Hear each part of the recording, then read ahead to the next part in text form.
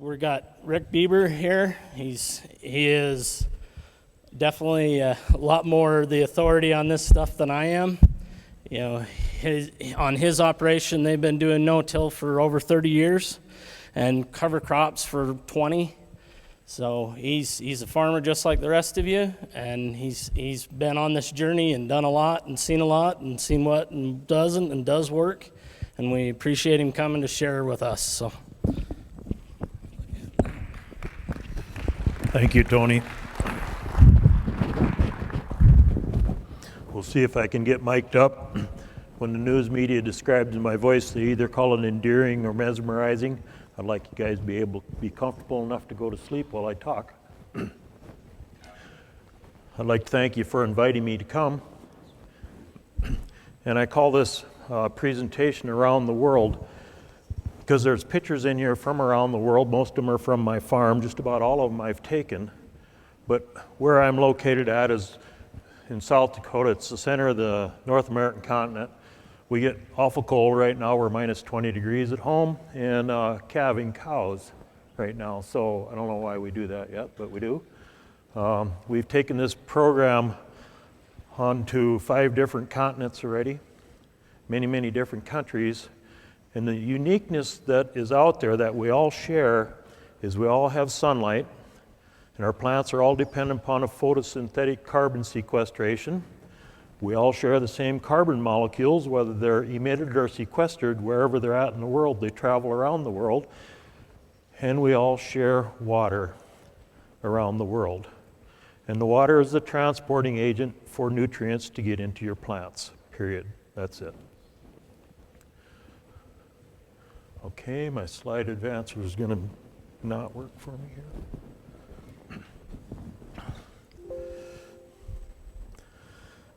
Oh, don't we wish it was as simple as black and white? I mean, that's when things are really neat. It's either do it or don't do it, but it's not that simple. Life is not that simple. Right here is where I'm located in the North American continent. I'm on the 45th parallel.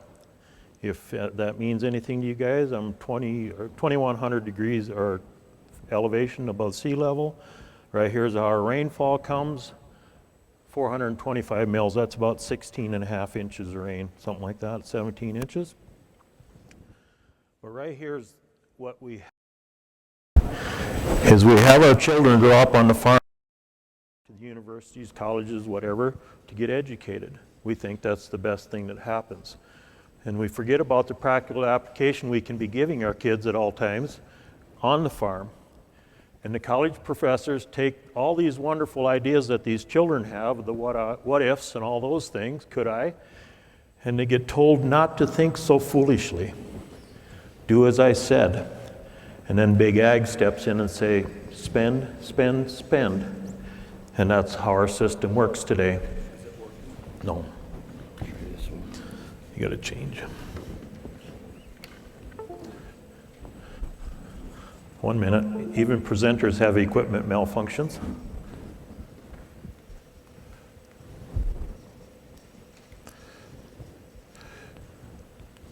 Nothing.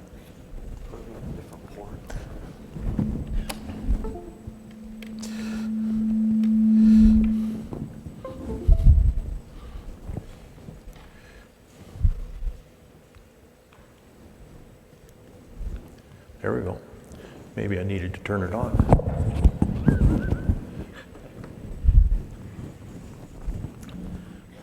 Right here, can anybody read that? Last week I was in Russia. That's written in Russian, so I had to flip my 2 slides around because this is what it says. They're the restrictions of our ag production today, whether they're political, social, economic, environmental, or understanding. We have too many conflicting things. The university said we should do it this way. Dad said we should do it this way. The ag companies say we should do it this way. And everybody's confused, and the farmers just go, the hell with it. I'll just do it the way I always did it.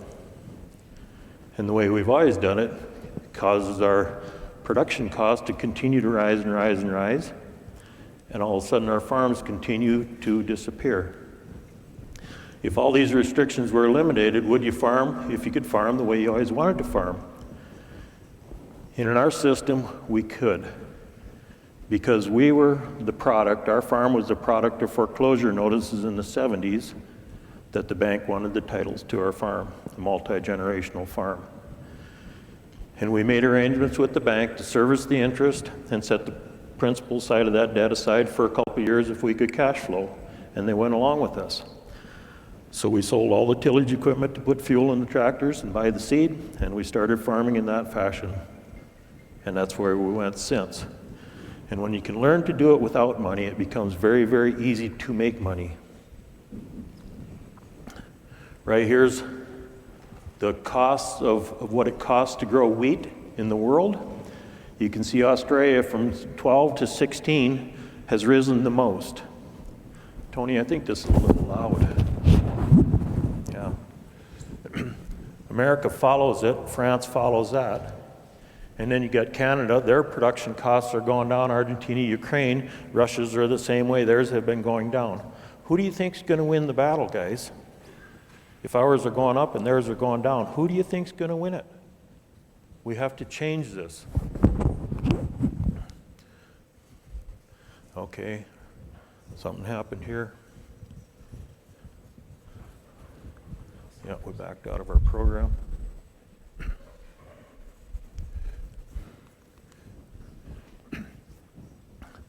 So here's the things that happen on most farms.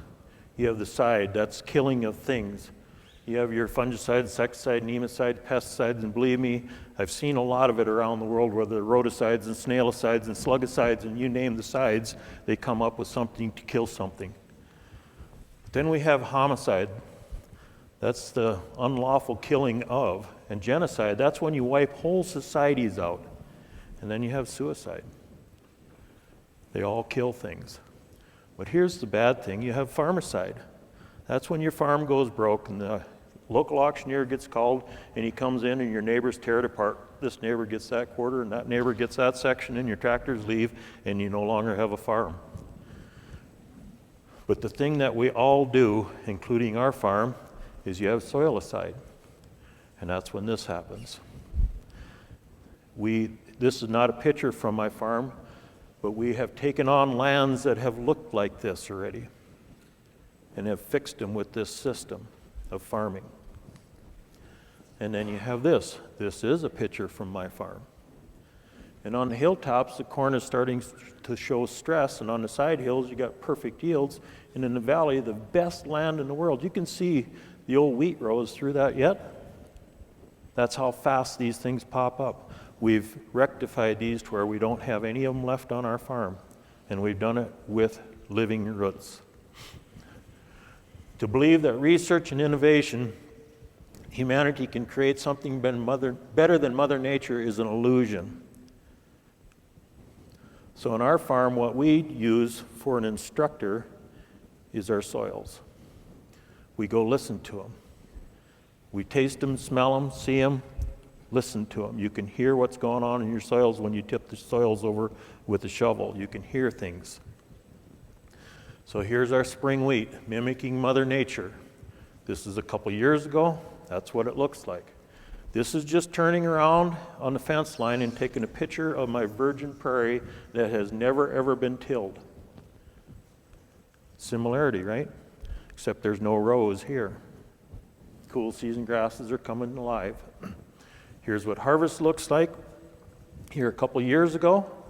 Notice at the end of that wheat field, the wild sunflower is blooming at wheat harvest time. That's what we're trying to have happen on our farm, is that synchronization of Mother Nature versus our crops. We go back into that field immediately the same day as we harvest the wheat, and we plant a multi-species cover crop into it. And this is 5 days later. It's drier than dry.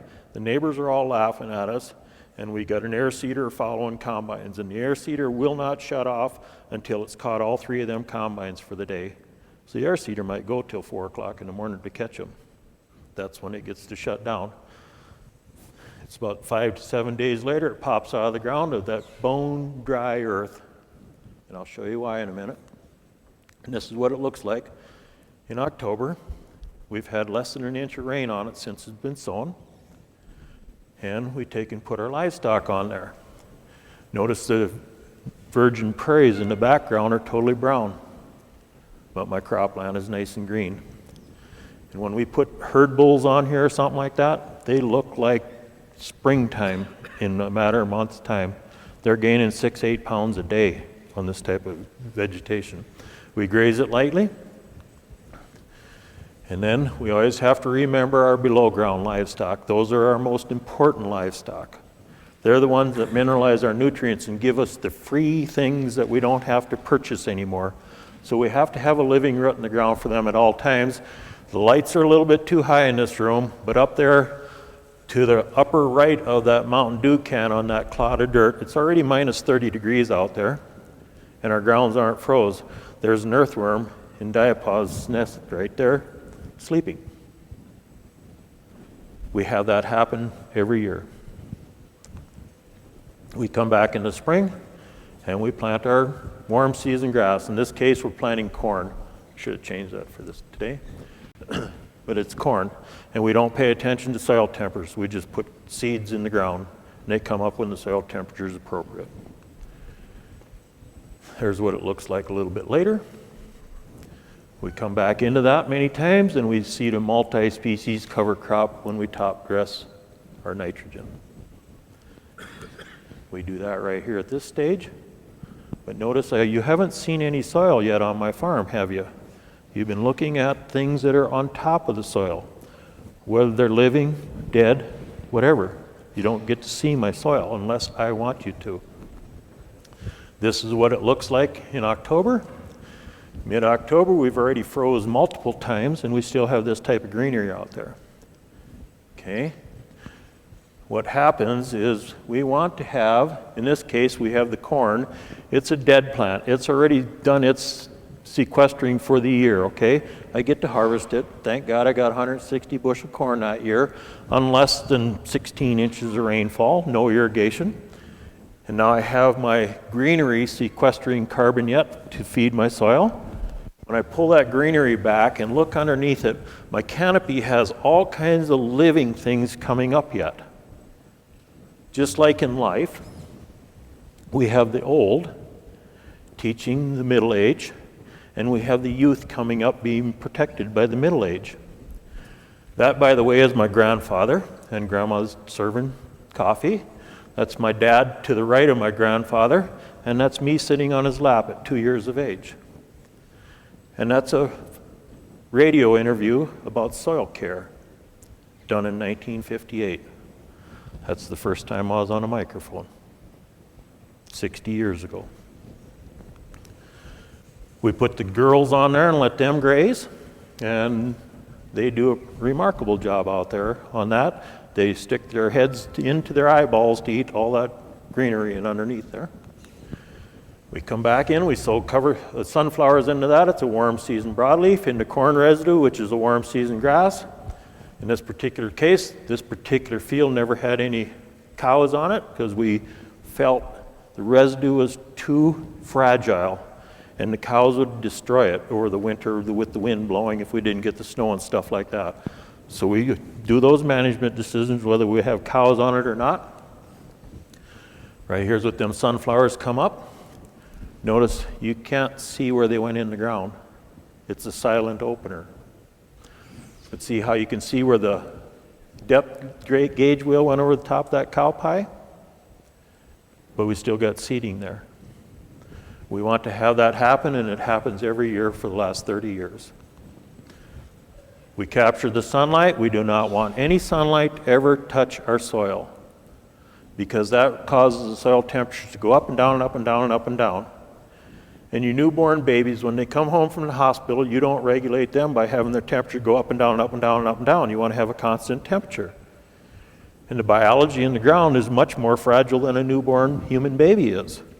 Yet we let it get exposed to all the elements of Mother Nature.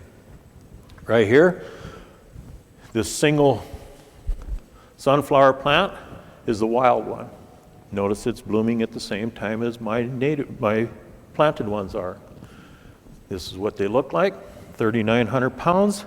That was an exceptional year that year, but 3,000 pound flowers are pretty common on our farm already, where the neighbors are pretty happy. They're in town at the bar bragging when they hit ton flowers. So with this process going on, and we're looking at Mother Nature and trying to mimic Mother Nature, and what can we do differently? We're looking at these things as I'm driving along, my brain's constantly churning. This is the Black Hills of South Dakota, the foothills of the Black Hills. And on the hilltops, we have evergreen trees, and they have pine cones, and the pine cones fall off and roll down the hills, right? Naturally. Okay, and in the low ground, the pine trees have tap roots that go in and break the rocks and stuff like that, pry them apart. In the low ground, we have our oak trees and ash trees, and they have lateral roots on them. So when the water comes down off the mountains, the oak and ash trees go, slow down. We don't want you running so fast. So you don't have those big ditches happening. But the oak trees and ash trees have seeds on them, and surely a squirrel has carried an acorn up that hill somewhere over the last 10,000 years, since the last glacier's been through here, right? So how come there's no trees in between on the grass plains there? It's the biology that does not allow the pine trees to get a foothold in there, or the oak trees to get a foothold in there. Mother Nature's got it regulated by the biology in the soils. By looking at this and scratching my head and thinking, I wonder if that applies to my fields also, we're looking at these things like this that have planter skips in them. That's corn, warm season grass, planted into wheat, cool season grass, with a cover crop after the wheat plants. And right there where we don't have any corn, right next to it, you can see there's nothing growing. So the activity of the corn plant kept things from growing right there. And when you got far enough away from the corn plant, you got all these other things growing, and there's 6 different species of broadleaves growing there, and each one of those 6 are a warm season broadleaf. So what's that telling me as I'm looking at this field? That field wants to have a warm season broadleaf growing in it next year. Okay? So let's take this one step farther, and let's just leave one field, it's quarter land, in the background, there's my farm. Quarter land, and let's not do anything with it. It hasn't had any residual herbicide on it, nothing on it. And let's just see what happens. And let Mother Nature tell us what we should do there. So I'm out there on June 14th, and off to the right-hand side of the picture, you can see my sprayer boom out there. I'm out there spraying it, and I thought I better take a picture of this because it's pretty profound. And it doesn't look like there's anything growing there. Now, there hasn't been a herbicide on this for over a year. And that's all I have for weeds growing out there. And what the weeds are is a wild buckwheat, a warm season broadleaf, like my Mother Nature was telling me in the other picture. But more specifically, in this field here, the only weed growing there was wild buckwheat. So that's pretty simple. You just call up your local supplier and you say, I need some buckwheat seed, tame. And you plant it there. And you feel guilty for the amount of money you make when you do that. This netted us over $1,500 an acre. Netted us. And we had nothing in it except observing and letting our soils tell us what they want to have happen there. Granted, these are multi-generational farms, soils on my farm, okay? I'm the 4th generation. And I just retired last May. My son took over, 5th generation. This doesn't happen overnight, ladies and gentlemen. It takes a little bit of time to have this happen, and it doesn't happen on all of our soils overnight either. So you have to have that caveat in this presentation. It can happen. And we know how to accelerate these things so they happen faster than the 30 years it took me to get there. And I'll show you at the end how we accelerate that. Here's another thing we're doing, that's corn. Obviously everybody notices that, but you notice there's a soybean plant, very small soybean plant right there in the middle, and about another meter down there or yard down there is another soybean plant. And another yard is another soybean plant. And what we want to have happen there is the corn's planted in a cool season grass, wheat stubble. The corn is a warm season grass. The soybean is a warm season broadleaf. But what happens is plants talk to each other. Dr. Jack Schultz from the University of Missouri talks about this quite a bit. They talk to each other, volatile organic compounds. And a volatile organic compound is what gives you the ability to smell freshly cut alfalfa or a tomato plant or an orange plant and all those things. And they can measure them with all the fine measurements they have. But some of the measurements they're showing is that a soybean plant will close its stomata down, saying it's pretty hot out there, guys, at about 82 or 83 degrees. So it starts closing its stomata down. The corn plant does it between 86 and 88 degrees. And the corn plant's going, when the soybean's throwing off all these volatile organic compounds, the corn plant's going, well, it's really not that hot, but we better do it anyways. Much the same as somebody run into this room and yelled fire, we'd all get up, wouldn't we? And then we'd look around. Well, the corn plant shuts its stomata down 5 degrees earlier every day by doing this. Those 5 degrees might be from 10 o'clock in the morning till 4 in the afternoon. I just gained, what, 10 hours of time. So if I can do that every day, now all of a sudden I might have 2 weeks of time I gain between rainfalls, that my corn plant is not shedding water out of its system by having these companion crops growing in there. It's a neat thing that happens. We've been playing with this. We seem to play with a lot of things. When I retired, my son told me I have to slow down on my playing. He only gave me 800 acres to play on. Before it was thousands of acres we'd play on this and that. So we've come across a lot of these things, and some of these things are university peer-reviewed data that shows up, but most of it's farmer data, okay? Chickling vetch, we grow a little bit of that occasionally for mainly hay. Chickpeas, notice how dry we are. See that corn cob laying there? 1 year later, and it still looks like it just fell down from the corn plant the year before. That's how dry we grow, okay? Field peas, we do them occasionally. Notice there again, you don't see any soil, even after the canopy come off. We're baling the residue to see if we can gain more value out of that by feeding the cows. Flax, this is a pretty lucrative crop at that, but more importantly, it's a very, very mycorrhizal fungi friendly plant. So flax has become a major component in all of our soils, all the time. And I'll show you a little bit later how we're doing that. Radishes for seed, we also grow them in the cover crop. And we try to do this because when you've got to go buy all your own cover crop seed, it can get to be a little expensive. So we try to always, we'll grow maybe 400 or 500 acres of radishes, throw them in a bin. It might take us 4 or 5 years to get them used up. In the same way with the other things. I look at the soil as the skin of the earth. Just as our skin doesn't like to be poked, scratched, cut, gouged, squashed, burnt, left cold and naked, beat up even by the raindrop, and left to sunburn. Neither do our soils. They don't like it. Our skin doesn't like it. The soil's skin doesn't like it either. So here's how we're starting to look at doing this. We have zero disturbance.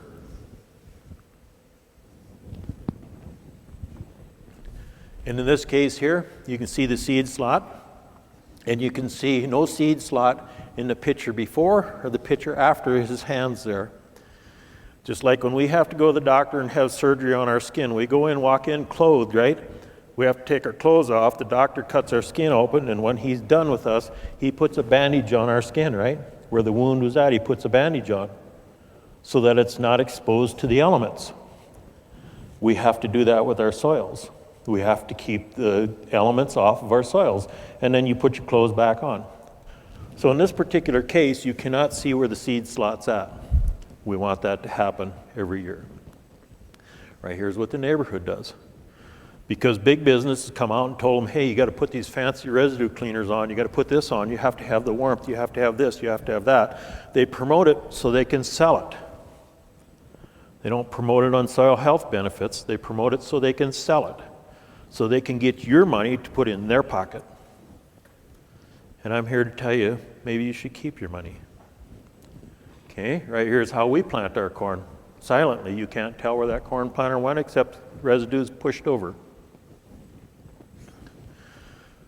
Australia comes to our farm. It seemed like we've always got people on our farm, and I'll offer an extended invitation to each and every one of you guys are welcome to come to our farm and look at what we have going on. I never used to think it was anything at all.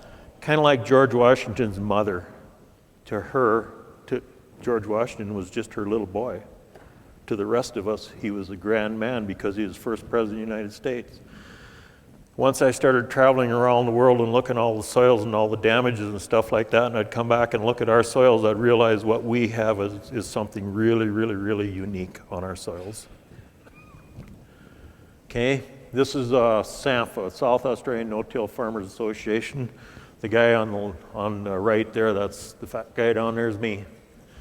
This is Tom Robinson. He was part of this group that came over, and he's planting canola, a cool season broadleaf, into rye, which is a cool season grass. Here's the president of that organization. He's in smelling the soils and the residues. See what the canola looks like? It was a pretty fine canola crop. Right here's Tom again. He's planting this time wheat, cool season grass, into a warm season cover crop, which is millet, sorghum, and sunflowers. Grant Sims, he was the Farmer of the Year for 2015. This is what his cover crop looks like. He's protecting the skin of the earth, and wherever he has a hole in that cover crop, when you walked in that field, you could not see the soil because of the old residue that was there. Don't care if it's new or old. You have to have clothes on your soil. Here's what he's doing, 90 to 95 bushel wheat with 30 units of nitrogen. Nothing else. That's pretty profitable. Right here he's got a canola, and he's got fava beans growing with him. And he knows canola is not very friendly to the mycorrhizal fungi because it's a brassica, and none of the brassicas are. But you need to have the mycorrhizal fungi in your system to make it all work properly. So he puts a little bit of fava bean in there to help the mycorrhizal fungi live through the canola event. And then he separates them out. They have snail problems in Australia, and they have slug problems in Ireland, and in many, many places have problems, whether they're rodent problems or whatever they are. But these are the snails on Fredo Morgan's place in the Eyre Peninsula in Australia. And that's Fredo off to the right there with his hand on his hip. I'm taking the picture, and that's his warm season cover crop mix there. Looks pathetic, doesn't it? But he still has his soils covered. We don't need to have big, bold, fancy cover crops to make it work. A cover crop deal is a biological primer to feed photosynthetic carbon into the soil so that my biology doesn't have to eat my stored carbon or my organic matter. And he has it happening here. But more importantly, he doesn't have any snails there. We thought that was kind of unique because that picture right there is on his farm also, where he didn't have cover crops planted. This is where he does. So we went to his neighbors where the neighbor had a cover crop planted. It was like 5 miles away. And this is Sam's place. And he's quite happy with his radish there, and he's got some sorghum Sudan planted there and stuff like that. But if you notice, we're on the bare ground, on everything standing up has a snail on it. And if you look over here in his cover crop, there is not a snail there. Now, Fredo told me he spends 15% of his budget annually on snail bait to kill snails. That's how bad he has it. Now, if they can plant a cover crop there and have it eliminated, what's the cost of the cover crop? Nothing. Some of the data, when we started presenting this stuff in Australia, I had one of the scientists come up to me, and he says some of the data is showing that the protozoa, it's the first thing to leave your soils biologically if you do something disruptive, and it's the last thing to come back when you start fixing it. But some of the data in France and in Australia is suggesting that the protozoas going in and drilling a hole in the egg of the snails and slugs and taking an enzyme out of there. Now, if you want a chicken from being alive, all you have to do is poke a hole in that egg and it's never going to hatch, right? You don't have to eat the chicken or the egg. You just have to poke a hole in it. So once your biological balances come back into your soils, now you start eliminating some of these issues. When you talk to the old people, my age and older, every one of them will tell you the year they got snail problems in Australia. They can tell you it's 1986 or 1992. Every one of them got exactly when they came. So if you know exactly when they came, don't you think it's a man-made event that happened? But big business is just saying, no, I have this thing you can buy and put out there to kill your snails. Okay, this is Tristan Chapman's, same event, no cover crop, or no snails at all. This is Jimmy Emmons from Oklahoma, and he's down there where it's hot and dry, and whenever people come to my farm with a big event, I usually wind up putting a couple thousand miles on a vehicle or a bus, taking them around all these different farmers' places that are doing these things, because if the Australians come and they want to look at my soils, it's not really applicable to their environment. But Jimmy Emmons is identical to Victoria in Australia. So let's go down to Jimmy Emmons' place and look at what's going on. When I asked Jimmy if his cover crop looked like this the first time he planted it, he goes, oh gosh, no. He says, it was lucky to get barely knee-high and look pathetic. That's what it looked like the second time you had it on that soil. He said, got knee-high, and he says, the neighbors kind of thought I had something going on. This is the third cycle of having cover crop on that soil. You see, his soils weren't biologically charged the first time to have it happen. The second time it got better. The third time it's like this. He had 256 animals out there on about 80 acres. And I told him, I said, how you check them animals, Jimmy? And his answer just floored me, because it's the exact same way we check our animals. He said, just watch for the vultures. If you got sick animals, you got vultures. If you don't have sick animals, you don't have them. You don't have to look at them. You have to read Mother Nature. So that's how we check our cows. So it's simple. This is me speaking in Ukraine. Two different times I was there. This is when that farm in Ukraine comes, looks at our farm, see what we got going on. And within a short time, we're growing crops for farms in Ukraine. Now I hear all the time people say, well, I can't grow that, I don't have a market for it. This particular crop here got hauled 2,000 miles, put on a ship, went across one ocean and 2 seas and back on a truck and into this farm in Ukraine. There's markets in today's world. It's an excuse if you say you don't have a market for a crop. This is Alana. That farm recognized the fact that cover crops are a big thing, going to be a big thing. So they started a little cover crop seed business, and it's flourishing for them to add extra income. And that way they can have the diversity in their soils, but they get to sell their diversity because they don't have any livestock on their ground to capture the value through eating the leaves.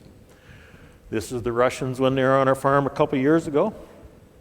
The guy waving there is, the organizer of that in the middle, and the guy on the end in the lime green shirt. This is his field in Crimea. Okay, see, you don't see any soil there. This is 10 inches of rainfall, no irrigation. Okay, this is genius right here. This is absolute genius, this picture. This is Alexander Fedorenko's farm. I took this picture. I was in Russia last week doing program for him again and got to meet him. He was on his birthday last week. But he's got cover crop. He's got corn and vetch. The corn is the warm season grass. The vetch is the cool season broadleaf after wheat, which is a cool season grass. Okay?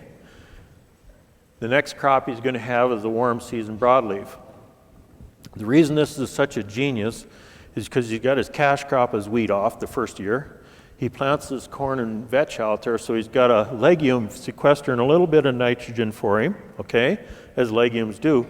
But the biggest fixer of nitrogen there is a corn plant. It fixes way more nitrogen than any legume will, so long as you never ever let it go to the reproductive state. It gathers nitrogen,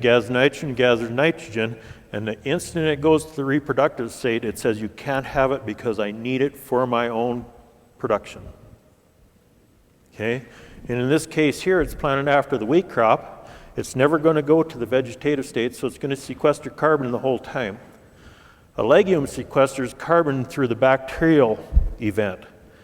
And then we go ahead and we put a rhizobium bacteria on our legume on top of that, which makes it very, very bacterial driven. And our soils are already too bacterial driven and don't have enough fungal components in it. So when you put the corn out there, the corn sequesters nitrogen through the fungal components.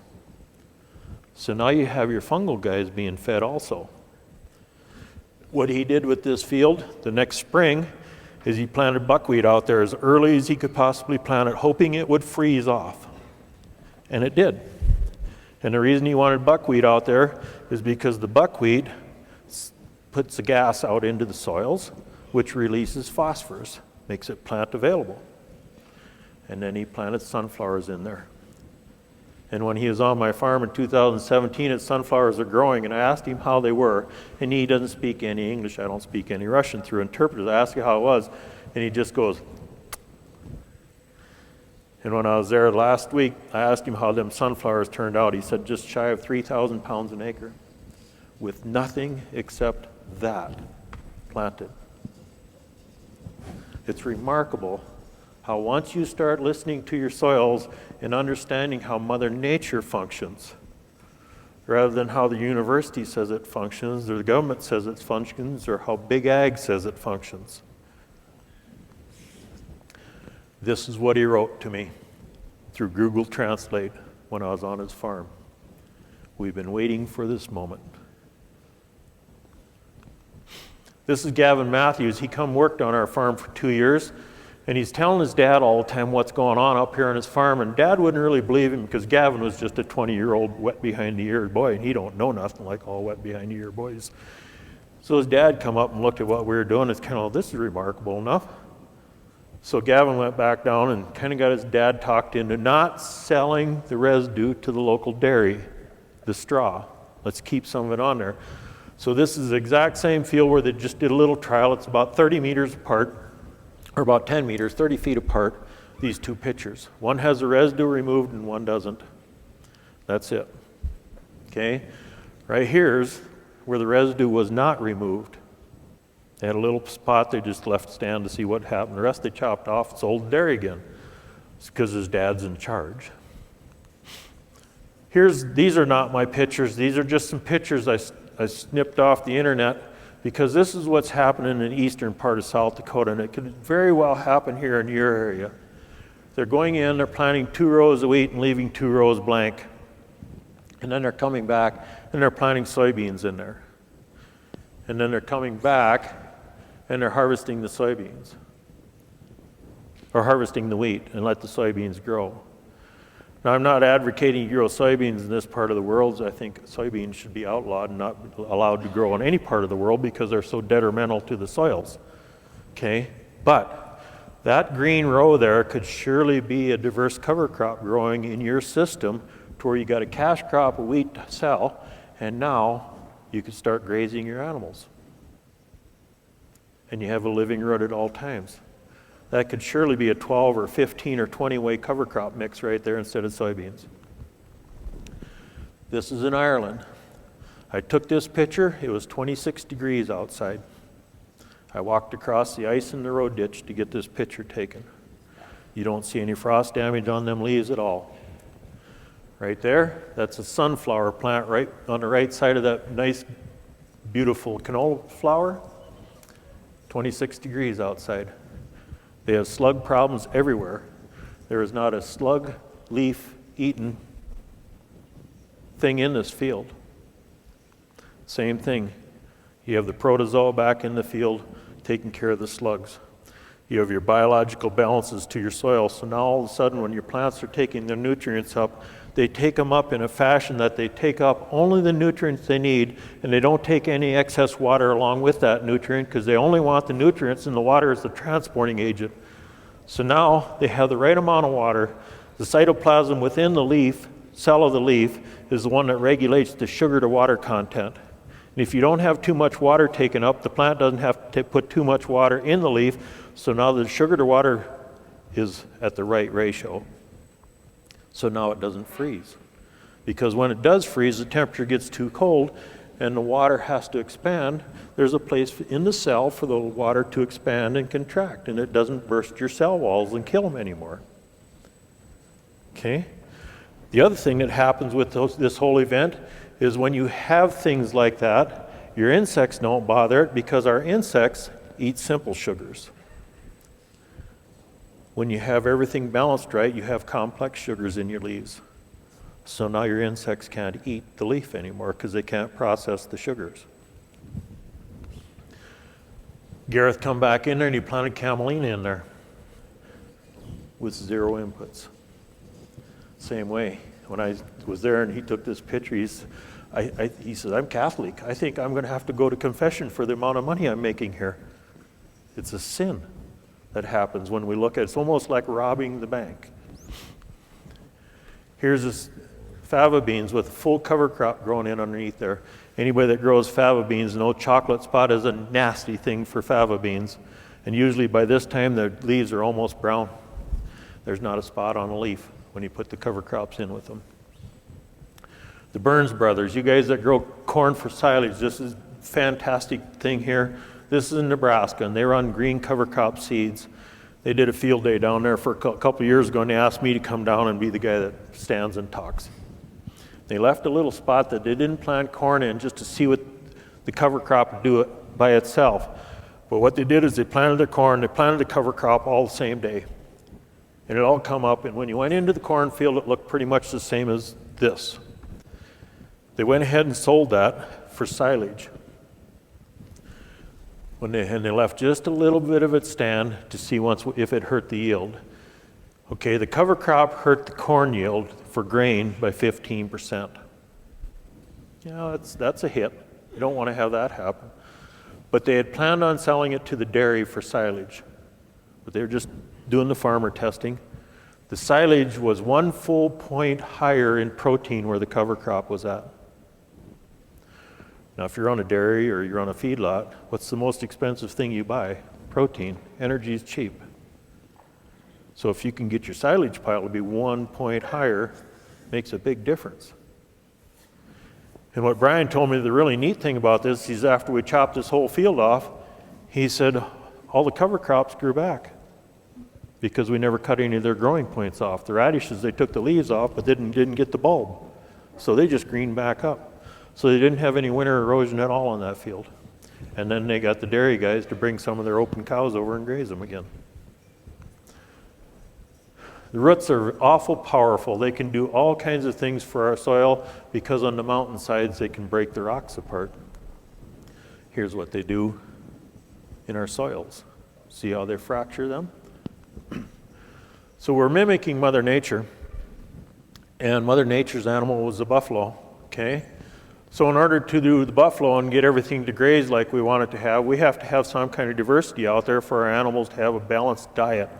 So this is the cover crop mix we're planting, and right here is where we put it, in our wheat stubble, okay? And then we turn our girls on it and let them graze it here and there, okay? And this is what the buffalo look like in the wintertime. This is what my animals look like in the wintertime. These guys here, those are the bulls that go into our winter looking like that. I mean, my goodness, before we had this program, our bulls looked like they were ready to die when it's snow come. They look like they're ready to turn out in the fall. Here's what the girls look like, but more importantly, them cows, we don't necessarily refer to them, but as cows, they're biological depositors. They're taking all the biology that's supposed to be in our soil and they're redistributing it on our cropland. This is a 8-way mix that we used, and the only reason we had this one out there and that particular thing's in there was a soil health issue only. We couldn't get the animals to this, but we knew we need to fix some things in that field. So this one here we just left, grew up, it died back down, and the soil ate it. It's not the stronger the species that is going to survive, nor the most intelligent, but the ones most adapted to change. That's Charles Darwin. Everybody's probably heard that quote somewhere along the line when you're going to school. The only constant in life is change. When you breathe, you change. When you rub your nose, you change. Every moment you change. It's going to happen. Success is optional. How you accept that change is how successful you're going to be. And the change is happening, guys, is our soils continue to deteriorate every year, moment by moment. And we have to change our thought process. And if I do nothing else, I hope most of you don't agree with anything I say here today. Really, I do. Because if you disagree with what I have to say today, when you see somebody that was here, you're going to say, what about that crazy idiot from South Dakota that did this? It's going to cause you to think and have discussions. It's important that our soils, it appears our soils are hungry for living rooting systems, regardless of the amount of precipitation. Everybody says it's too dry, we can't do that. Or the perceived growing season. Our average frost date is the 19th of September. Why would we be planting a cover crop on the 1st of October? It's stupid, isn't it? But our growing seasons change when we start balancing our system. Sunlight capture, we don't want any sunlight to strike our earth at all. Here we got a good sunlight capture, but there's a little bit getting away. The sunlight is the energy that drives the system. And if you let it strike the soil and doesn't hit a leaf, you're wasting energy. Just like dumping gas on the ground, you're wasting energy. So when we pull them leaves back, and we took a bunch of leaves off to get this field right here bright enough to show up this way, okay? You can see a few little plants coming to life there. My cover crop's just starting to come out of the system, okay? But see all the earthworm castings there? We do some crazy stuff on our farm, and we every now and then harvest them deals and send them in. But here's Nathan Hale's stuff. I took his stuff because it's from the government. And it seemed like everybody goes, well, that's not peer-reviewed, and nobody did that. So Nathan was talking to him one day, and he said, I do that too. So this is what his showed, okay? Those earthworm castings, oh, boy, I got the wrong slide up here, have 5 times more nitrogen in them. It's like 120 some units of nitrogen. I apologize for not having the right slide up here. But it's 5 times more than the soil that they're joining, okay? And that nitrogen in that earthworm casting is NH4 nitrogen, not NH3 nitrogen, plant available, okay? Look at the phosphorus levels are higher, the calcium or potash levels are higher, everything's higher in the earthworm casting. So right here, all them little black spots you see right there is an earthworm hole underneath it. It's dry on top, and for about 5 minutes out of the day, you can see this. And as soon as the sunlight comes across it and it heats it up, the moisture leaves the earthworm on top, okay, so you can't see it. But that's where the moisture from down deep, 6, 8, 10 feet down there, is migrating up through those earthworm channels and rehydrating the surface of the earth. Okay, right here is my earthworm channels. Notice the one on the right has a tremendous amount of roots in it. The one on the left has no roots on it, but all it has are earthworm castings in the bottom of it. See, the one on the right, you can see way on top, that earthworm hole is about the same size of a pencil. And the earthworms actually regulate the humidity within their environment by opening and closing that hole. And if it looks like it's going to get too dry, they'll close that off so they don't lose their humidity, because they have to have humidity to stay active. Okay?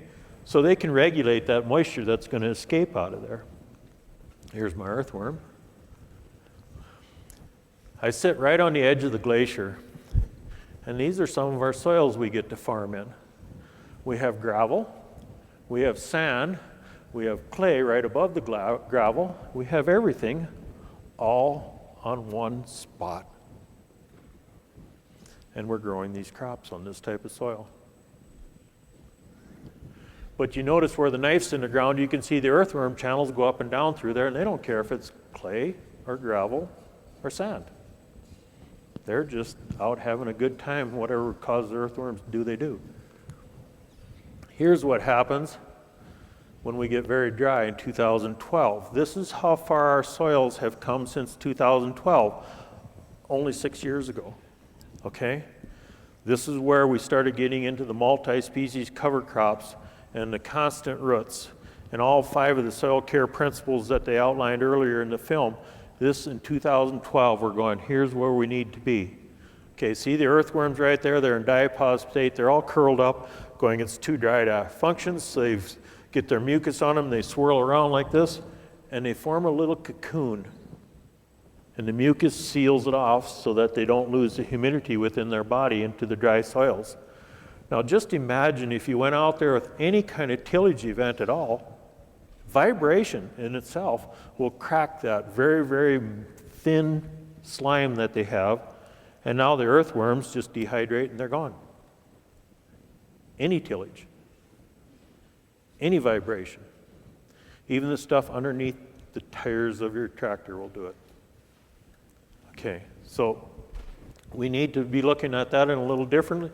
Seeing that particular picture on the right hand there, you got 2, 4, 5, 6 or so in just a little piece of dirt like this. Okay, here's what they look like 5 years later. Same soil. Mother Nature said it's dry out because the earthworms are going into diapause here too. But see how my soils just are falling apart now? Now I got infiltration, I have functioning soils, I have biology coming back into them in 5 years' time. Those two pictures were, I tried to get right on the same spot without a GPS deal. Oh, this looks like where I dug that other picture. That's it. Here's what our fields look like in 2015. Spring wheat in 13, cover crops after harvest, heavy biological grazing, and light cattle grazing. 14 was a companion crop, intercrop, heavy biological grazing, light cattle grazing. Sunflowers in 15, no cover crop, heavy biological grazing, and light cattle grazing. And we don't plant any cover crops with our sunflowers for a purpose, is because look at the residue I have to deal with there. I'm starting to get concerned.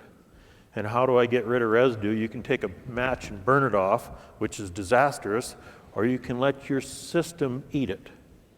And here we're letting our above ground livestock eat it lightly, but our below ground livestock eat it heavily. Here's another picture of it. You can see the wheat stubble from 13, the corn stalks from 14, sunflower stalks from 15. And when we don't put something in there to sequester photosynthetic carbon all the time, now my below ground livestock have to go eat the stored carbon, i.e. the residues, so I can plant my crop the next year. And here's what it looks like by spring. Right back into a system where we can manage residue. Chickpeas and flax, you can't hardly see them all way down in the bottom right-hand corner. You can see some little characters coming out of the ground, and you can see the row going up across there of both of them emerging. I should have waited a day before I took this picture. Right here, this is what we're doing now. We got hard red spring wheat, cool season grass, planted with brown flax, cool season broadleaf, planted into a warm season broadleaf residue. This has got to be our system, has gotten to be our system. Right here you can see the flax blooming down on the right-hand side of the corner in amongst the wheat, okay? Right here we're planting buckwheat with our wheat, helping our phosphorus levels be available to our wheat plants. This is a home run, ladies and gentlemen. This is our planting cool season grass into alfalfa. We stumbled onto this probably 6-7 years ago. The neighbor's alfalfa is across the road, across them highline wires. It's the exact same variety because I planted it for him the same time as I planted this. He gets one cutting of alfalfa. That's our fourth cut right there. And it's that way every year. Last year we cut 3 cuttings of alfalfa and the neighbors never started a cutter. We felt guilty. Here's what happens. It is so phenomenal when you put a warm season or you put a cool season grass in with that alfalfa. And if we wind up with too much hay, all that we do is spank the alfalfa back real hard with a contact herbicide, harvest the winter wheat, and then the alfalfa regrows, and then we cut the alfalfa in with the winter wheat straw. So easy, so simple. And it brings the balances back to your soils to where now your alfalfa becomes water use efficient. 16 inches of rainfall. No irrigation. Here's how it works. We have the sunlight that's giving us the energy for the leaves. The leaves are sequestering the carbon dioxide, bringing it back down, putting it in the ground in the roots and feeding the system, okay? You have the bacteria eat the organic matter, fungals eat the bacteria, eat some of the organic matter, the dead and decomposing stuff. So that's how the system works. You see, the protozoa is second level there, and then the nematodes all the way up, and then from there on up to where we eventually get on that food chain, okay?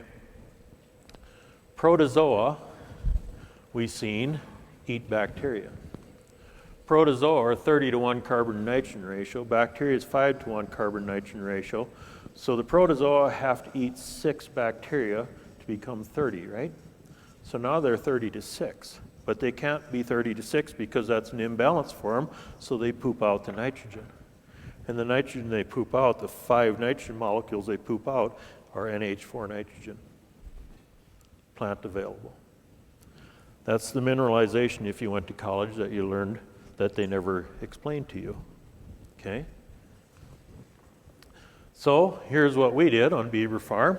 We hadn't soil tested forever because the soil test said we always needed to put this stuff out there, white stuff, brown stuff, whatever kind of stuff you put out there, but our farm was broke and we couldn't afford to buy it anyway, so why would we soil test to tell us what we need? It just made us feel more inadequate.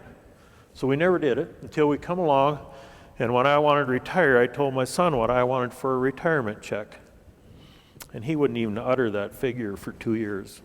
It was too high. He just goes, Dad, you never spend that kind of money. I said, no, I wouldn't, but I want it. And finally, last year, he goes, how'd you come up with such a stupid number? It is a stupid number. I says, that's the average amount of money we spend on fertilizer for the last 5 years. I want that for a retirement check every year. And he goes, Dad, he says, the place will never cash flow if I have to buy fertilizer and pay you that amount. I said, I know. You have to decide whether you want the farm or to farm. So we better figure this out a little bit, Father, and find out if our soils are biologically balanced to let them generate their own nutrition. So he said I could have 800 acres, 3 fields, so we split them in half. Half the field gets full-on agronomy, and the other, with best management practices that we deemed were best for our farm, okay? And the other half gets nothing. And let's see what happens. I had to guarantee him the same income across the whole farm on my 800 acres. The mistake I made is I didn't ask who gets the excess because I didn't think it'd be this good. So here's what happened. We sent him in to Ward Labs in Kearney, Nebraska, and he did all the testing. I told him just run all the tests on him you can, Ray. So that way when I present, if people ask me this, I have the test for it. And if they ask me that, I have the test for it, okay?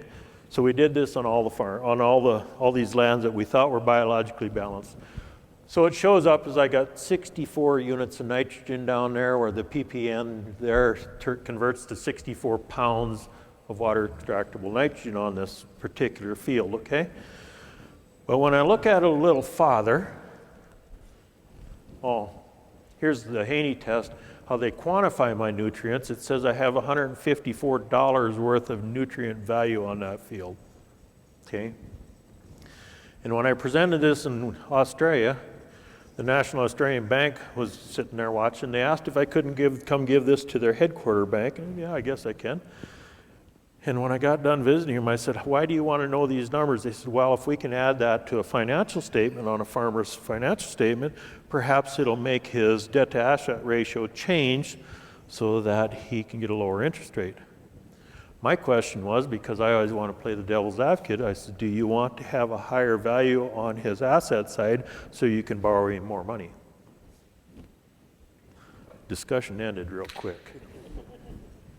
Anyways, that's what Rick Haney quantifies them numbers at. I like it how man always wants to quantify everything. We want to quantify life. And you can't quantify life until you're dead.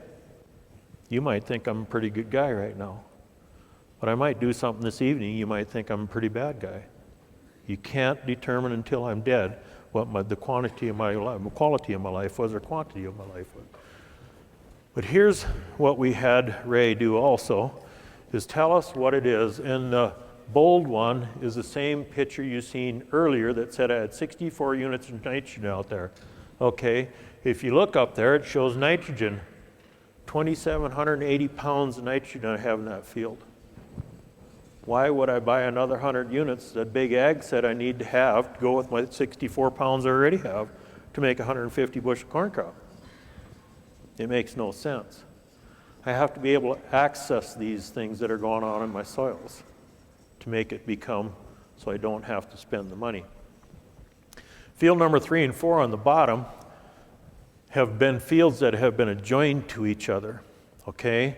Field number 4 was never ever been tilled, 10,000 years. In the last 15 years, we've been annually cropping it. We chemically killed it, and we've never tilled it though, plowed it or anything. And then we just joined it with field number 3, which had about 75 years of tillage on it, and the last 15 years have been in a regenerative style system. See the difference in the carbon out there?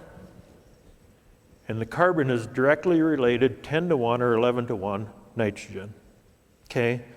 So if you tell me how many pounds of total nitrogen you got out there, it's pretty much going to be 10 times as much carbon, okay?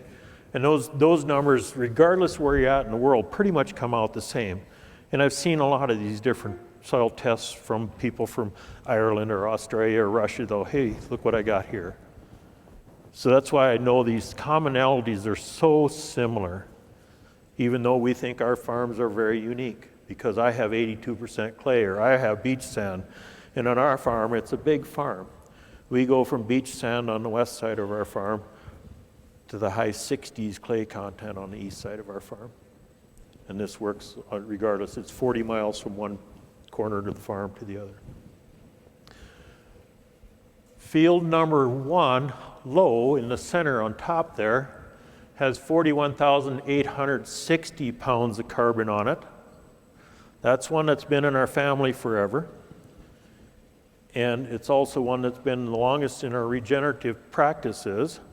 If you look at it compared to field number 4 that's never ever been tilled, we've almost got the carbon restored to the natural state.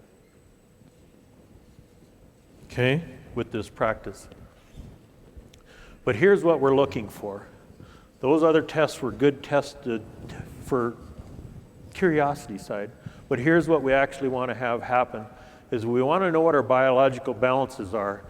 And right down here it shows 3,900 nanograms per gram of biology, living biology in that soil.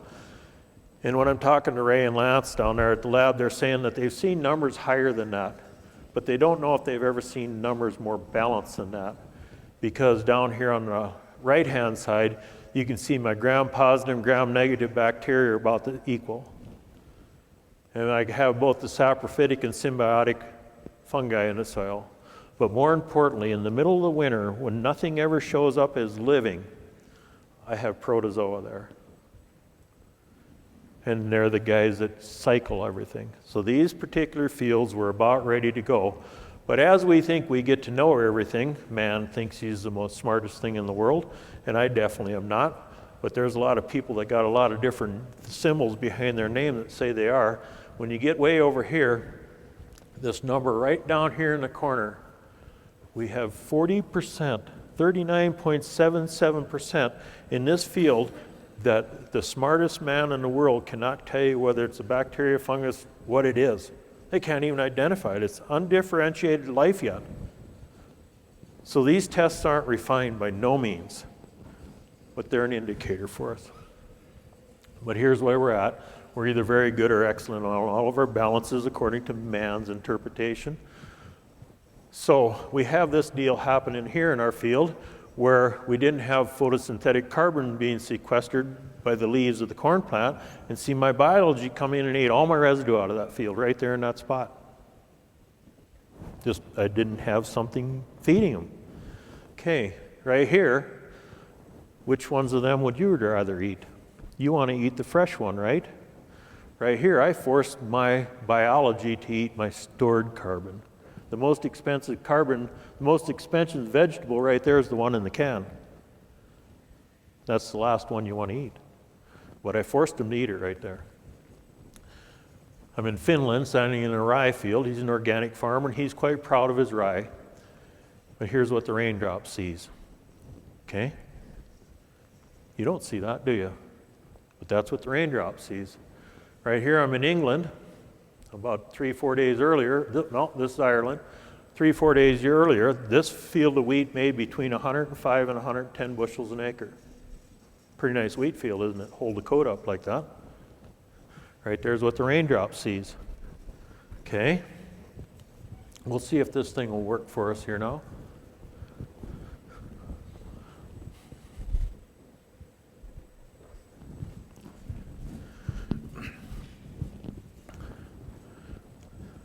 Looks like a bomb going off, doesn't it?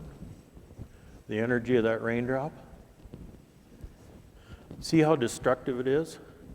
The thing we pray for as farmers destroys our soil if we allow it to. We have to have living leaves there or residue there so the energy of that raindrop is diffused and it just trickles down into the soil. Okay? Here's what happens when that raindrop hits. Notice it comes back around. See them air bubbles that are popping in that raindrop? Because the cohesiveness of the raindrop, that happens. Here's what happens when them bubbles pop. Can you see the disease just coming off the soil back up onto your plants? Now you need fungicide. Okay? As soon as you use fungicide, you and I have viruses that bother us, and we have bacterial diseases that bother us. That's why we get sick. Insects get sick because of fungal things. As soon as we use a fungicide out there, we kill all the fungal things. Now our insects can thrive. Now we need an insecticide. As soon as we use an insecticide, back before man was here and took all the starch, our plants grew to the top, and they had starch in their seeds, and the seeds fell to the ground, and about maybe 10% of the seeds grew 8%, 7%. The other 90% of the seeds got eaten by the insects or the biology. So now all of a sudden when we have this all happen, we don't have a starch-driven system anymore because we want to take all the starch home and put it in our pocketbook. You see how the system builds on itself or implodes on itself when you start adding all this stuff. And then you start having things like this happen. 1% organic matter holds 27,000 gallons of water. 27,000 gallons of water weighs 108 tons. Now, if you can't get your water to run into your soil like this, as the raindrop comes down, and you start having an inch of water on top of your soil because it can't infiltrate, you have 108 tons of stuff on your soil. Now you have compaction. It didn't have anything to do with your tractor or your combine. It had to do with the raindrop that you prayed for, that you weren't able to get into the soil in the fashion that it came. So if we can get our soils to infiltrate at 8 inches an hour, all of a sudden we don't have any soil compaction based on that anymore. Here's one of our fields that we did maybe 2 years ago now. That little strip, we always have to leave a check strip. Just we always make sure that we're trying to do what's best for our soils, because I don't always believe all the literature that's published, because they can always skew it in whatever fashion, just like I can skew this, okay? But that's what the field looked like. We hayed a little bit off. You can notice we got a lot of residue there yet where we hayed it and didn't plant a cover crop, right? This is what the soils look like underneath that.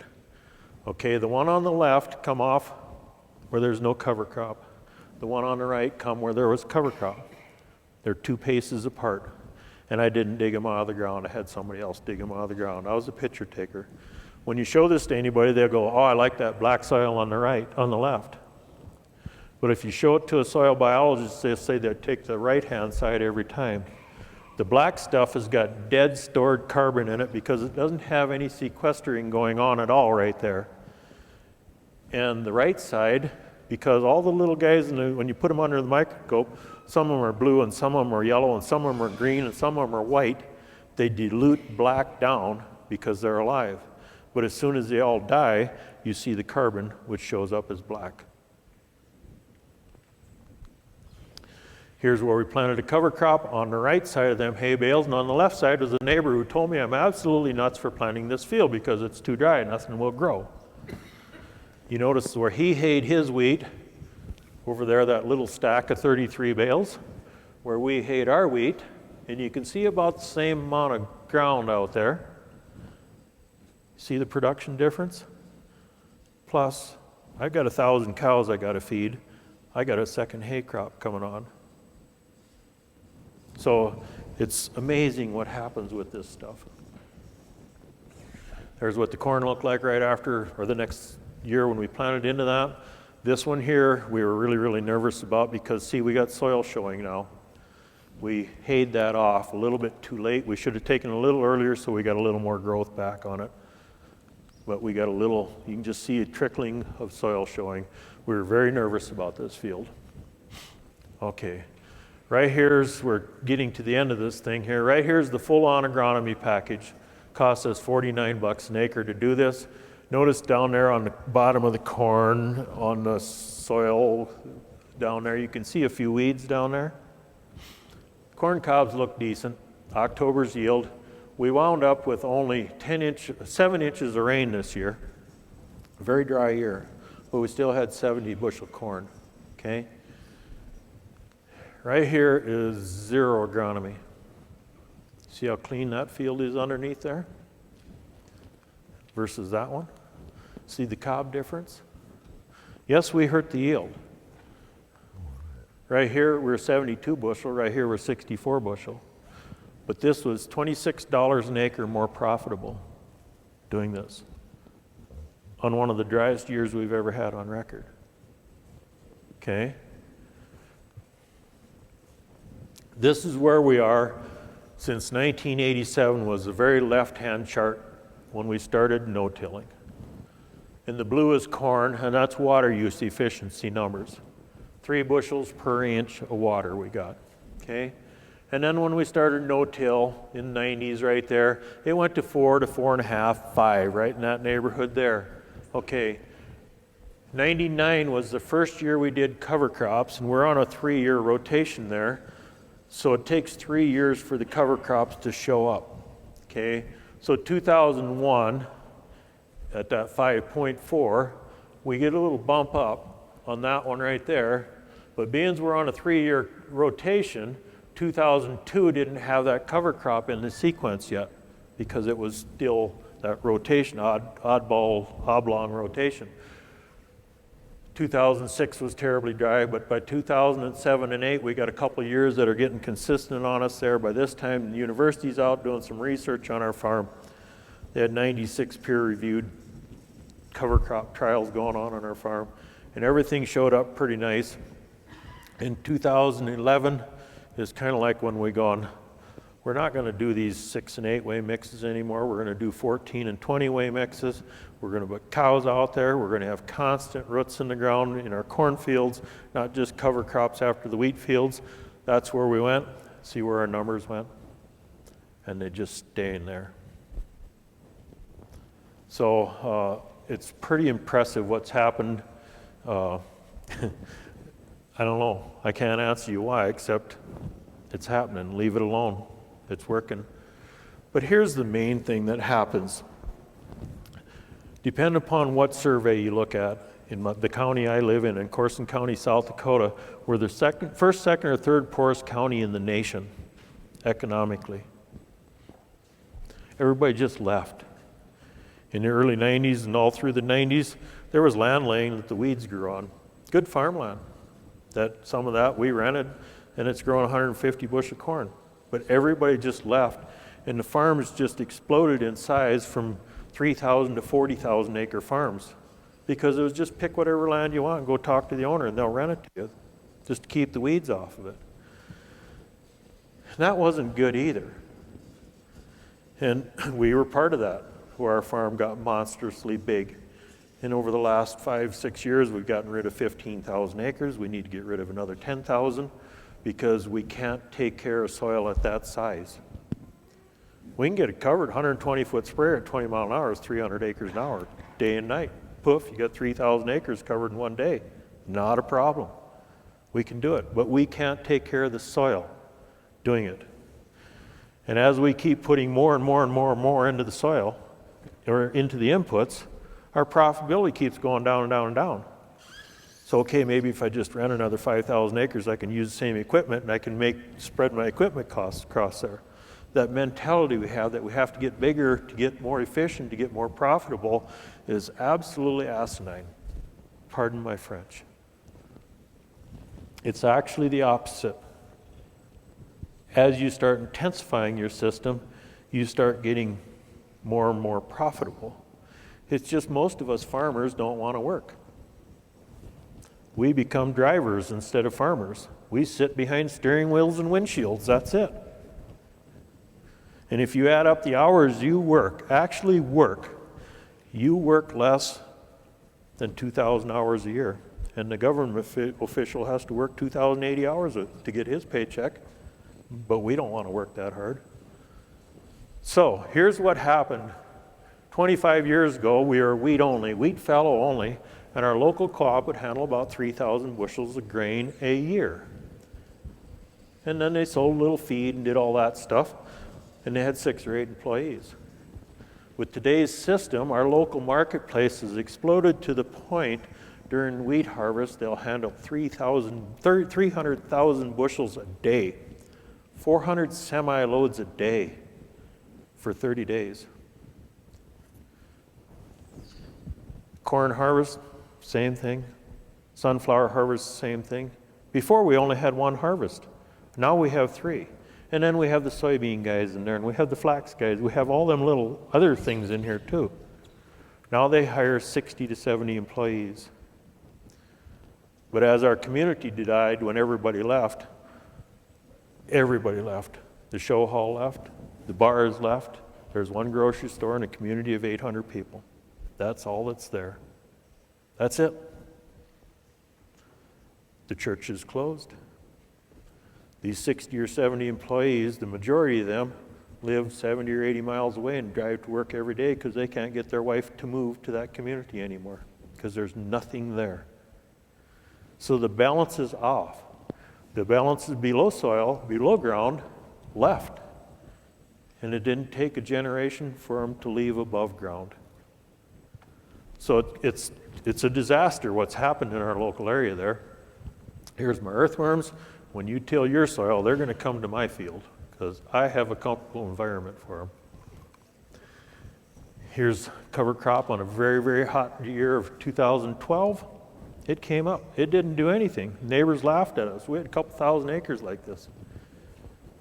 But in 2013, it made a difference between 100% yield or no yield on the corn there. And where am I at for time, Tony? Okay. I'll come back to that. Here's a field that my son rented in 2012. And he's still taking a little bit of advice from Dad at that time. So I give him my advice of what I would do for the best management practices of everything I've learned for taking on new land. Because you don't want your son to fail at all. I mean, that's the last person. You hope your neighbor fails, but you don't want your son to fail. Anyways, see that cornfield has very few ears of corn in it? It rained good for us up until the 3rd of July, and that was it. Not another drop of rain. Turned hot, dry, miserable, to where that's what my cover crop looked like. That was planted just before the rain. It come out of the ground, turned to 100 to 120 degrees for the next 30 days. That's what his corn looked like. Couldn't get it on the same picture, didn't have a drone. Anyways, now, funny stories, we had 2 drones here on the farm, and the boys decided to have a drone fight in the air, and they both won. Crashed them into each other. So anyways, we still don't have a drone. Anyways, that's what my son's cornfield looked like. This is a half mile away with the exact same variety of corn. The corn on the right is my good old corn that is the high yielding corn for our plots that we plant every year. This is the one that we should plant. The corn on the left is Monsanto's drought-tolerant genetics. First time it's planted on a farmer's field, they come and ask if they could plant it on our field. So I don't know, which one would you like? Just good old corn or the drought tolerant gene? Or this? This doesn't have any soil health principles at all. Brand new land, always been a cool season grass planted on there, wheat, barley, corn, something like wheat, barley, oats, something like that, or hay or something like that. This one here's had 4 generations of care taken to it. It's had 30 years of some kind of regenerative practices put on it, and 20 years of all the regenerative practices put into it. We don't need to have the technology, we need to have the health. All the medical technology in the world will not make me any healthier if I go to the doctor right now. I have to make my own health. So, as we send them kids to college and get them educated, or we send them to whatever to get them educated, they still get told not to be foolish. And right now, I'm your educator because you're sitting here. And thank you very much for listening to me. I don't see any of you sleeping quite yet. I'm not telling you to be foolish. I'm telling you to go try some of this stuff. Because, believe it, if you don't have any gray hair on your head yet, by the time you have gray hair, either you're going to be broke or you're going to be practicing this type of farming. And we need to have the question asked, why? Why are we doing this? And you can ask your neighbors, and you can ask the university, you can ask the guys out here why you're doing this, and listen to it. But always question the answers of why also. And go back and ask your soils why. What? What do you want? So here's the recipes. Everybody wants recipes. This is a foolproof thing to go by. If you got a green arrow going across, you will not have any problem planting one plant with the other, or planting one crop into the other. If you got the red and yellow lines in between, you can do it, but be cautious and understand what you're doing. And that's a simple way to get started. And after you start understanding these green arrows, now you can get a little braver with the red and yellow ones. Here's your cover crop chart. There's a lot of different cover crops out there, and there's a lot of them being promoted.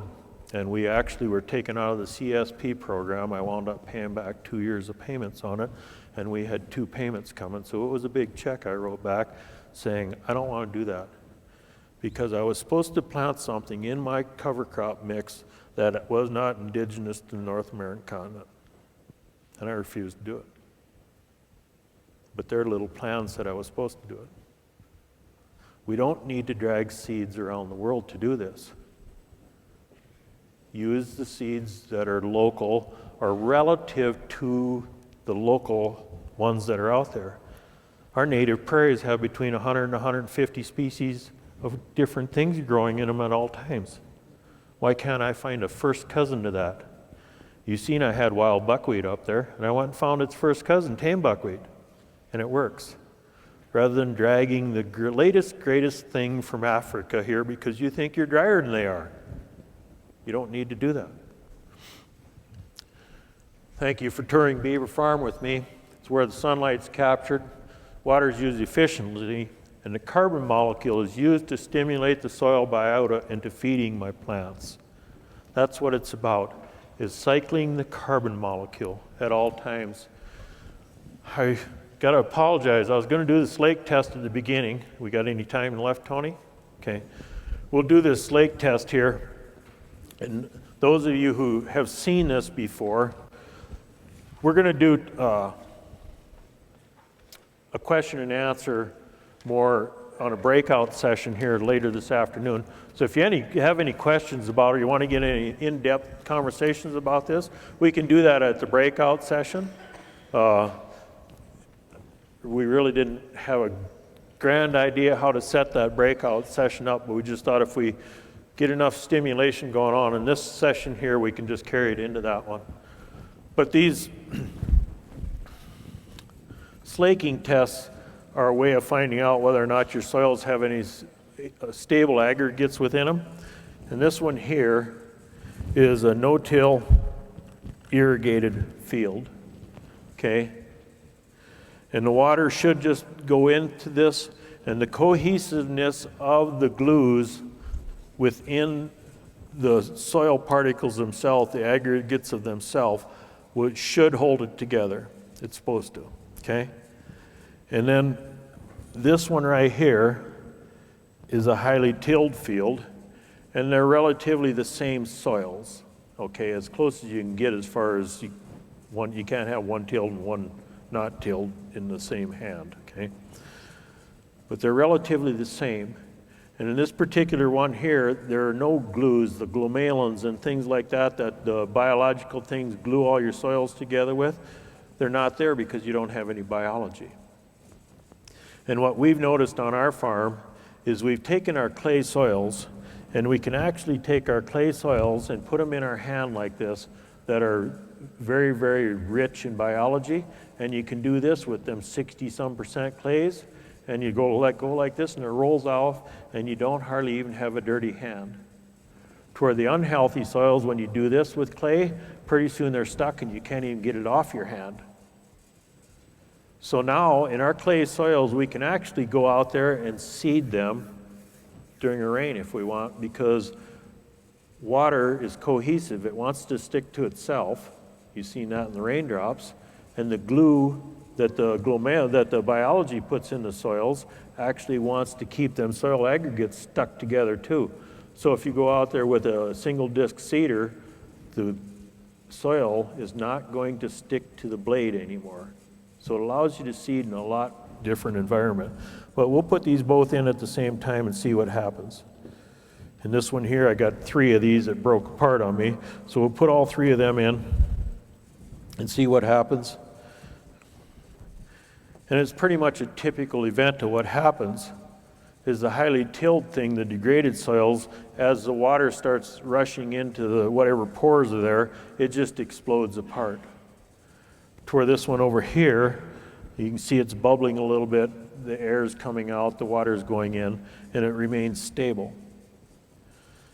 And here's where we really run into some issues when you start dealing with these, is this type of soil right here. The cloudiness right there, that's the very, very fine soil particles that get suspended in the water. But eventually they'll settle out. And as they settle out, they seal a spot in your soil or your dirt profile. And the next time it rains, it seals it again and it seals it again.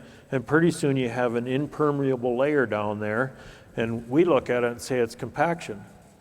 But our tillage event might have only been 8 inches deep. But this compaction area might be down there at maybe 12 inches deep. And it gets back to that 108 tons of moisture plus the weight of the soil has that compact down because you weren't able to get the water to infiltrate as quick as it did. See here, even if you shake this one, see it still? This one here just blew up all by itself. We'll let that one settle a little bit and we'll leave it set here. And as the day goes by, walk by it. It'll be interesting. You'll see how that heavy particles, the bigger particles, fell to the bottom immediately. And then the medium-sized ones are here. And as that settles down, you'll see that real fine layer of clay on top that seals. So that didn't take long to do a slake test there with that one.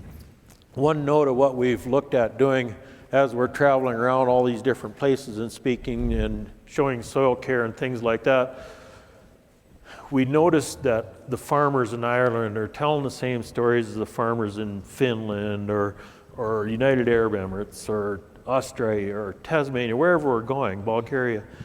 They're telling us the exact same story. And the story they're telling us all the time is my farm's unique. My environment's unique. You can't do that on my soil. It doesn't work here. We tried that once. The neighbor tried it. I've seen a disaster. We're hearing that all the time. But as we get to know the farmers, we hear the other thing is that I didn't make the quality, so the processor didn't pay me the right amount of money for it. So as you start getting into these high dollar crops like carrots, If the carrot is the exact same right size and it's straight and the shoulder is square, they can make up to $2,000 more an acre on carrots in Tasmania. So everything follows a path of least resistance, including man, roots, biology, everything does. And the path of least resistance for a root is to follow a biological channel, because one cell grows in front of the other. Okay? So with carrots, they need them to be straight, so the easiest way to get them to be straight is just sterilize the ground. Because then, now the carrot doesn't have any biology to follow, it just has to grow straight down. And these carrots have very, very little nutritional value. So what we did, or what we're doing, is we stepped up with this company we started, nonprofit, trying to identify nutrient-dense food according to what our gut accepts for nutrient density, the biology in our gut, and going back and finding if we can find that same biology in the soil. And if we can find that same biology in the soil, and you're doing it, and our surveys find you, we can take your produce and go to the gut biologist and say, does this qualify? Because of the amino acids and the enzymatic activities, and if it does, you get a logo.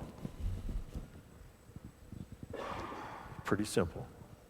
That's what we're looking at. Rather than have the dietitian say this is the best, or the organics say this is the best, and have all these humans say this is the best, why wouldn't we have the gut biology say, no, this is the best?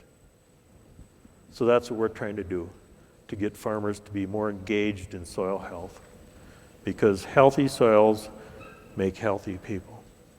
One note of what we've seen in all of our travels is the higher the synthetic inputs are into the farming practices of that country, the higher the medical problems are within that country. America leads it. Australia's right on our tail. You get into some of the other countries in Africa and the old Soviet Empire and stuff like that, they don't have the problems. So, thank you.